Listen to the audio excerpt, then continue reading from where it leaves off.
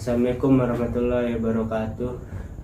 Sebelumnya perkenalkan, nama saya Lalu Insan Cahyadi, NIM 022010009. Saya dari Universitas Islam Al-Azhar, Fakultas Teknik Prodi Teknik Sipil. Saya akan menjelaskan tentang paper regulasi sumber daya air. Mata kuliah pengelolaan sumber daya air. Pertama, pendahuluan. Sumber daya air di Indonesia memiliki potensi yang sangat besar, dengan curah hujan tahunan mencapai sekitar 7 triliun meter kubik. Meskipun demikian, pengelolaannya menghadapi tantangan serius, termasuk pencemaran, keterbatasan infrastruktur, dan meningkatnya permintaan akibat pertumbuhan populasi dan aktivitas ekonomi. Ya, kita langsung aja lanjut ke materi. Materi 1, regulasi sumber daya air. Yang ke A, regulasi sumber daya air menurut undang-undang. Regulasi sumber daya air di Indonesia ditetapkan melalui beberapa undang-undang dan peraturan yang berlaku. Berikut adalah poin penting dari regulasi tersebut. Penguasaan negara dan hak rakyat. Sumber daya air dikuasai oleh negara dan dipergunakan untuk sebesar-besar kemakmuran rakyat. Undang-Undang Nomor 17 Tahun 2019 Pasal 5. Negara menjamin hak rakyat atas air guna memenuhi kebutuhan pokok minimal sehari-hari bagi kehidupan yang sehat dan bersih. Undang-Undang Nomor 17 Tahun 2019 Pasal 6. Yang kedua, regulasi sumber daya air menurut peraturan pemerintah. Regulasi sumber daya air menurut peraturan pemerintah nomor 30 tahun 2024 yang diterbitkan mengatur pengelolaan sumber daya air secara menyeluruh, terpadu, dan berwawasan lingkungan hidup. Berikut adalah beberapa poin penting dari regulasi tersebut. Tujuan pengelolaan sumber daya air. Pengelolaan sumber daya air bertujuan untuk mewujudkan kemanfaatan sumber daya air yang berkelanjutan dengan memberikan pemenuhan dan pelindungan dalam memperoleh dan menggunakan sumber daya air untuk sebesar-besar kemakmuran rakyat. Ya, yang ketiga, regulasi sumber daya air menurut peraturan menteri. Regulasi sumber daya air menurut peraturan menteri Pekerjaan Umum dan Perumahan Rakyat atau Permen PUPR Nomor 3 Tahun 2023 tentang penataan perizinan dan persetujuan di bidang sumber daya air dapat dilihat dari beberapa poin berikut. Yang ke-1, tujuan penataan perizinan dan persetujuan. 2, kriteria izin dan persetujuan. 3, pengajuan permohonan izin. 4, pengajuan persetujuan penggunaan sumber daya air. 5, pengajuan persetujuan pengalihan air alur sungai. Yang keempat, regulasi sumber daya air menurut surat edaran. Regulasi sumber daya air di Indonesia termasuk di Nusa Tenggara Barat diatur melalui berbagai surat edaran dan peraturan pemerintah. Salah satu regulasi adalah Peraturan Pemerintah Republik Indonesia Nomor 22 Tahun 2021 tentang penyelenggaraan perlindungan dan pengelolaan lingkungan hidup yang menetapkan baku mutu air dan pengelolaan sumber daya air. Surat edaran terkait pengelolaan air juga mengatur tentang studi kelayakan lingkungan, pemantauan kualitas air, serta langkah-langkah pengendalian pencemaran. Ya, sekian dari materi nomor 1. Kita langsung lanjut ke penjelasan materi nomor 2 tentang permasalahan optimasi sumber daya air di Nusa Tenggara Barat 10 tahun terakhir. Yang pertama tentang banjir dan tanah longsor yang terjadi di wilayah Kabupaten Sumbawa, Nusa Tenggara Barat pada hari Sabtu 24 Februari 2024. Permasalahan optimasi sumber daya air terkait banjir dan tanah longsor yang terjadi di Sumbawa 24 Februari tersebut dapat dianalisis dari beberapa aspek.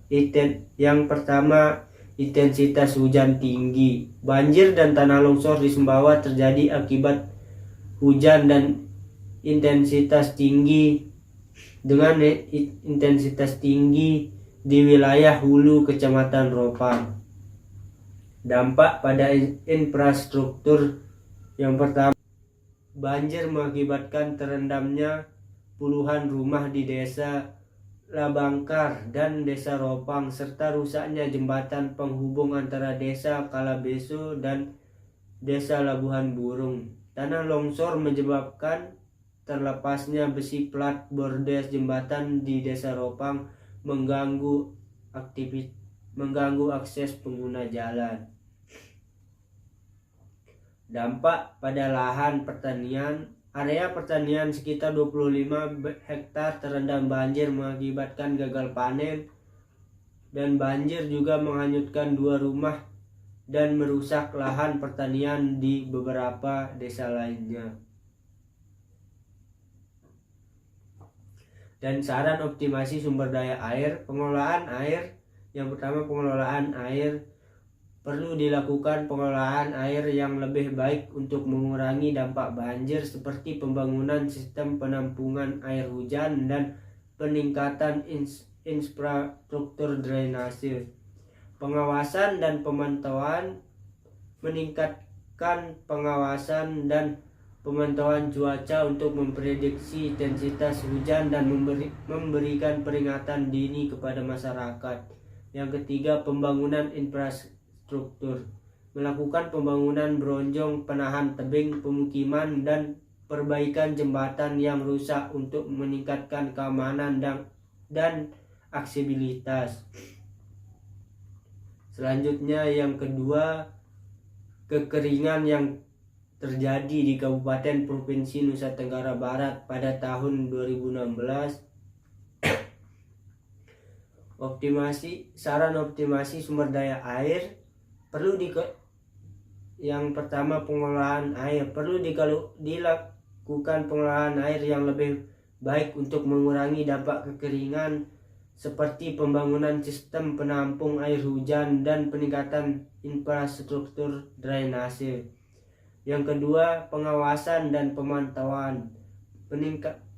Meningkatkan pengawasan dan pemantauan cuaca untuk memprediksi intensitas hujan dan memberikan peringatan dini kepada masyarakat. Yang ketiga, kualitas air di sungai Kabupaten Sumbawa Barat positif tercemar merkuri pada tahun 2016. Permasalahan optimasi sumber daya air terkait kualitas di air sungai Kabupaten Sumbawa Barat pada tahun 2016 menunjukkan adanya pencemaran merkuri. Penelitian di daerah aliran sungai mengungkapkan bahwa parameter merkuri, meskipun tidak disebutkan secara spesifik, dalam hasil menunjukkan bahwa kualitas air sudah terpengaruh oleh aktivitas seperti pertambangan pasir dan limbah domestik.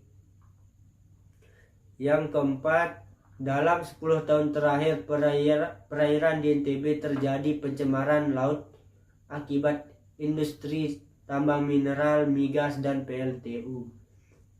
Pencemaran perairan laut di Nusa Tenggara Barat selama 10 tahun terakhir akibat industri tambang mineral, migas, dan PLTU merupakan permasalahan dalam kompleks dan berdampak signifikan pada lingkungan dan masyarakat setempat. Berikut adalah analisis saran dan optimasi sumber daya air untuk mengatasi masalah ini.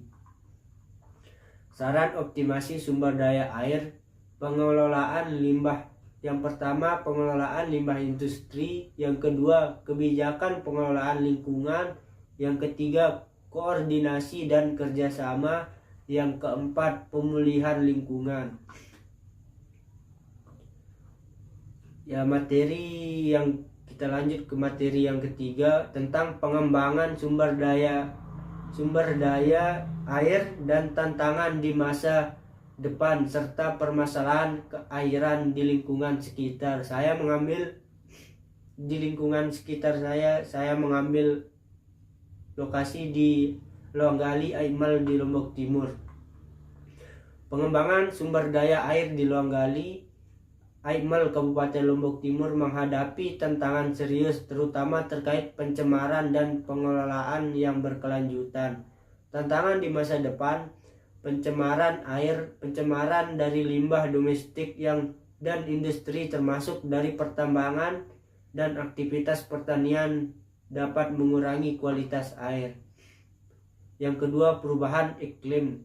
Pemanasan global mempengaruhi pola curah hujan, memperburuk kekeringan dan banjir. Yang ketiga, ketersediaan air. Pertumbuhan populasi dan kebutuhan irigasi pertanian meningkatkan tekanan pada sumber daya air yang terbatas. Permasalahan keairan. Kualitas air. Penelitian menunjukkan bahwa kualitas air di sungai dan perairan lokal menurun akibat pencemaran yang berdampak pada kesehatan masyarakat dan ekosistem. Dan yang ketiga, saran pengembangan. Pengelolaan berkelanjutan, implementasi kebijakan pengelolaan sumber daya air yang lebih baik untuk mengurangi pencemaran. Investasi infrastruktur, membangun fasilitas pengelolaan limbah yang efisien untuk melindungi sumber daya air.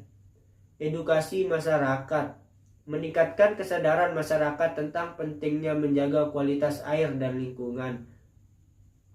Dengan pendekatan yang komprehensif, tantangan ke depan dapat diatasi untuk memastikan ketersediaan dan kualitas sumber daya air di Loanggali, Aimal.